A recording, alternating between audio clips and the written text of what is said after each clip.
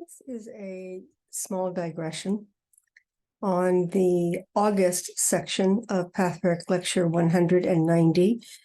The whole lecture is called The Importance of Experiencing All Feelings and the Dynamic State of Laziness, or laziness as a dynamic state. I put laziness first because I thought it would be a good example before experiencing all your feelings. So there's a couple areas I invite you to explore. One is that laziness is a comparison. To say that something is lazy is comparing it to something else. Comparison is useful. It's not always helpful. Just because one thing is not like the other does not mean it's supposed to be like the other. One of the examples I thought of was soil. One could say that soil is lazy for only producing grass when it could produce so many other things. And a farmer comes along and he starts to grow more important crops, more healthy, more calorie-laden crops that produce more foodstuffs for animals and for people. Was the soil lazy because it had the potential? It's a cooperative reality. It's a dynamic state. However, if you overutilize the potential of the soil, you'll drain it. And it will take a very, very long time for the soil to regain its nutrient base, which could have taken eons to have gotten to that state. So my point is to remember that a certain term is usually, if not often, relative to something else. And when we overemphasize one state over another, we're not honoring the importance at various stages of our life and times of the other state. In other words, this is what nostalgia is made up of. We used to be like this and I was happier. Well, that's a subjective statement in the first place. And secondly, you weren't meant to stay where you were supposed to progress. And progression sometimes means not being comfortable with what's going on. That's a stage, and then it develops and you become more comfortable.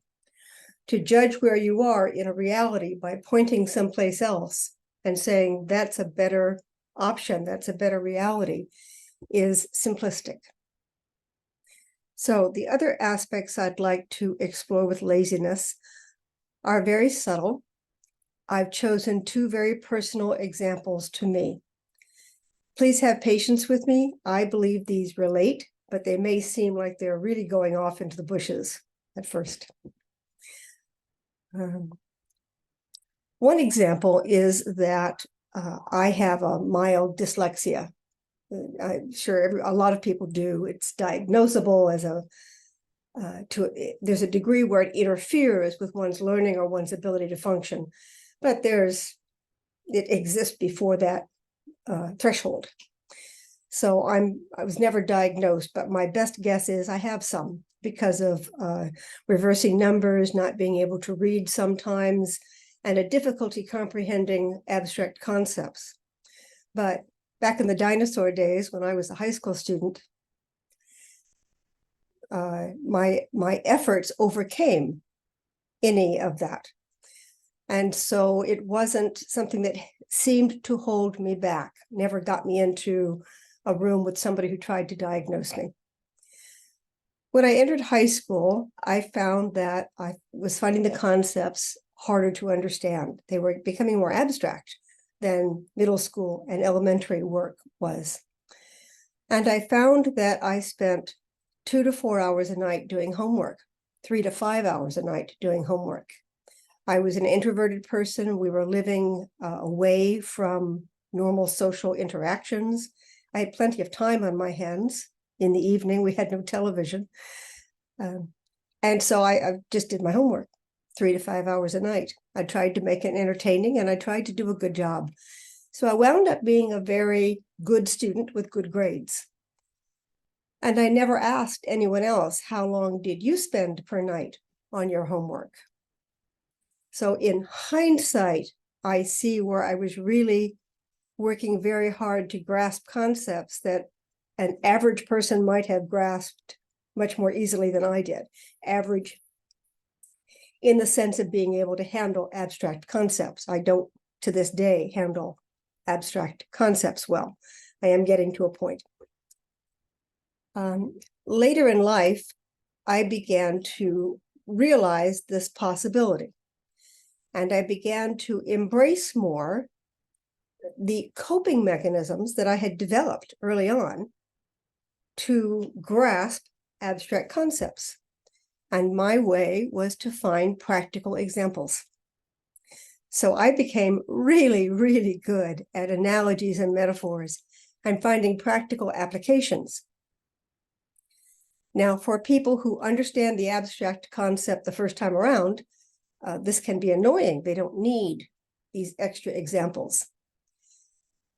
But there are a lot of people like me, a lot of people who can't quite wrap their head around something and enjoy seeing it in different environments and different examples, then going back and forth until they can understand the abstract concept inside. How does life work? In this way, we self-select our friends. I self-select my students, my clients. They come to me, they're either happy with what I do or they're not. The ones who are not happy leave, the ones who are happy stay. So that I wind up serving people for whom I'm going to call it oddness, is useful. Now, back to the topic of laziness. I thought this was lazy. I really did. I thought I just didn't want to do the work of understanding abstract concepts. I thought I was trying to find the easy way out.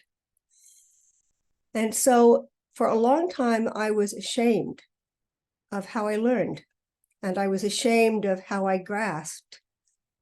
It turns out that the way I grasped things was extremely useful in certain environments. It was useful in practical aspect of raising children. It was useful in manufacturing environments, which was my business career. When I came into pathwork studies, I again became ashamed of this because I wasn't very spiritual. I was a very practical person. I was teased for that, which is fine. Well, what I'm talking about is an inner feeling of shame, where everybody else was superior to me because they did the hard work, the way I viewed life. They did the hard work of going directly for the abstract concepts. And I found ways to cheat. I found ways to do it the easy way. Over the years, I have reversed that. I have understood that differently. Where does laziness come into this? It is lazy to judge yourself as inferior. It really is. It's an escape hatch. Judging myself as inferior allowed me to say, I can't do that. Now, I chose to do it a different way, but I could have decided not to do it at all because I'm inferior. I can't do it that way. I invite you to see where so-called laziness is a way of letting yourself off the hook.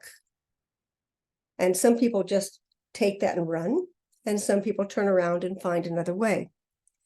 But in terms of laziness as a state of as a dynamic state, I invite you to see this so-called laziness as a backing off and wanting another way. I wonder if you can feel the backing off and wanting another way as a dynamic state. And the second half, which we're doing in week 3 of this lecture, is laziness as a symptom of self-alienation, which is the title of Pathwork Lecture 98. That this also allows a wall to form between you and the other. I'm lazy, you're industrious. It separates us. Now, it makes you so-called superior to me, but it gives me a way out. So in my own way, that's something good. So you're a fool because you're superior and you work hard, and I'm smart because I'm inferior and I don't have to work at all. But it still creates a wall, a separation. And calling yourself a slur, calling yourself names, adds up over time. It's denigrating. It doesn't follow the law of brotherhood. It's not loving. And it will have a negative effect on you, even if you wear it as a badge of pride, even if you attempt to say that's not a bad thing. Calling yourself a derogatory name is not loving, and it wears thin over time. So this is a journey that I learned about how I think, how I approach things. And it took decades for me to work on this. It wasn't apparent when I was in high school. It wasn't apparent when I was a young adult in my 20s and 30s. I began to see it in my 40s and 50s, but I began to get the whole picture in my 60s and 70s.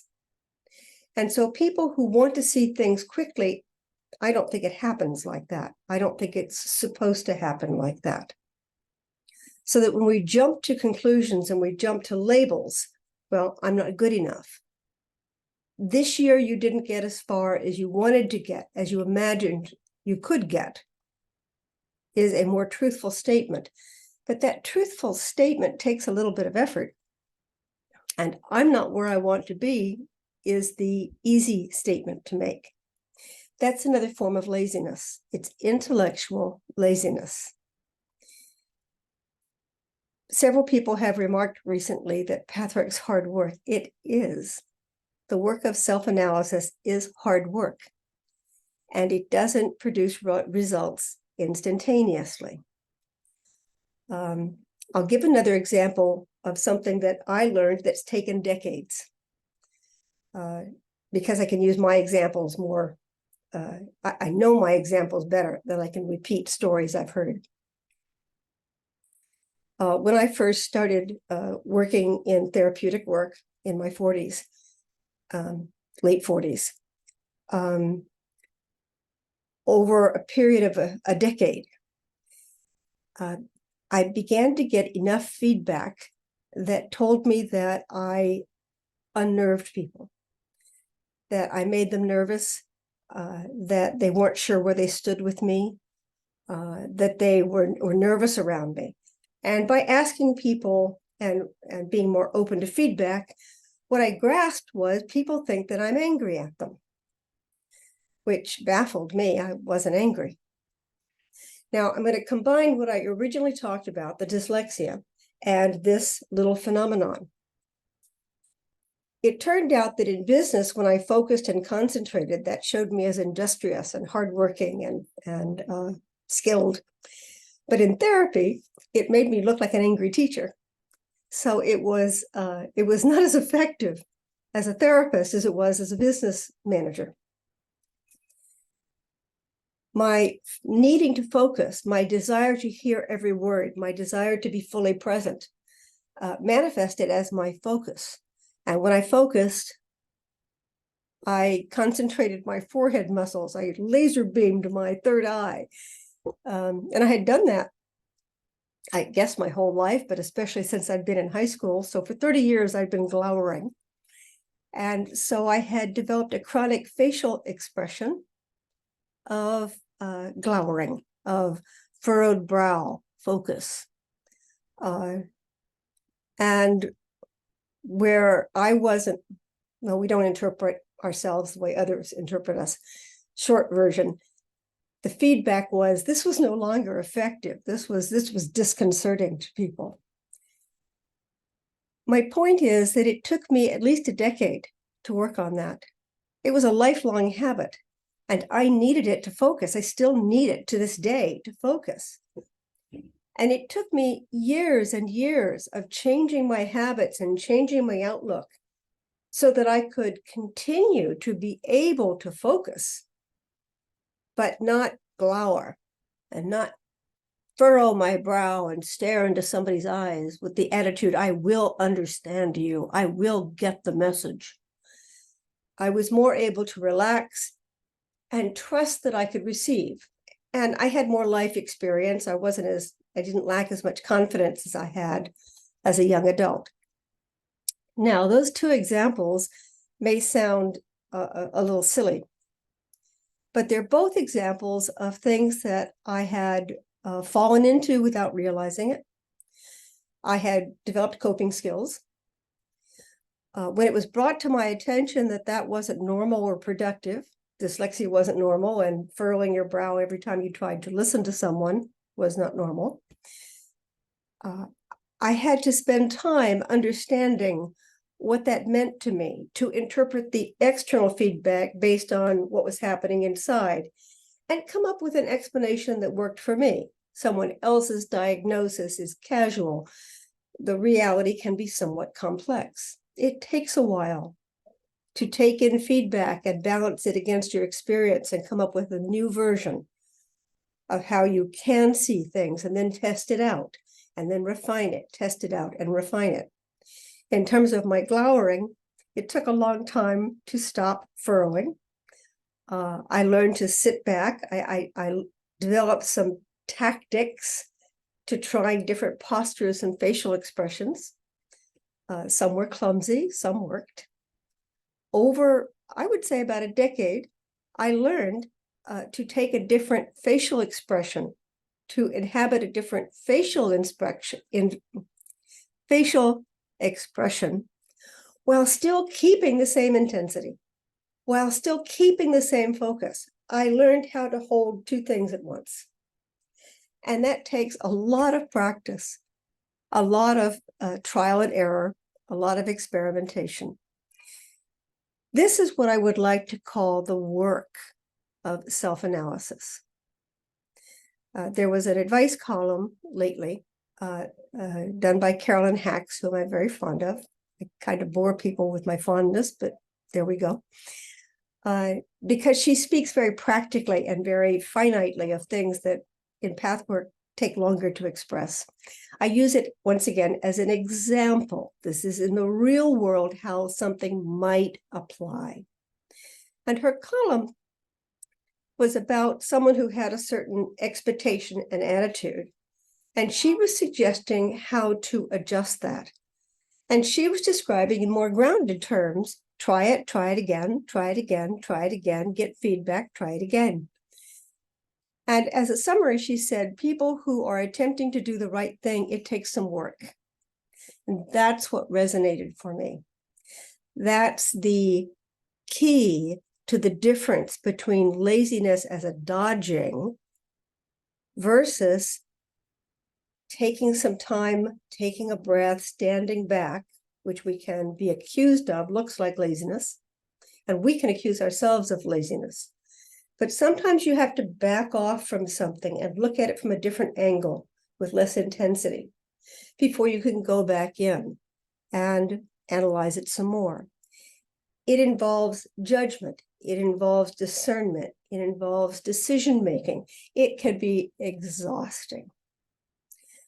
And this kind of work is to some extent what people sense in certain disciplines. And some people avoid it and some people eagerly reach for it. I would like to suggest that that's what the guide, that was the preparatory work that I thought was important to look at before we jumped into experiencing all your feelings. Because in that part of the lecture, it sounds easy, just experience all your feelings. But that's not the whole thing. Experiencing all your feelings is about experiencing and then learning to understand what that was about, going back in and experiencing and finding out what that was about. It's a very dynamic, very intense process that can go on for an extended period of time. It's not just flipping a light switch. It's engaging in an adventure.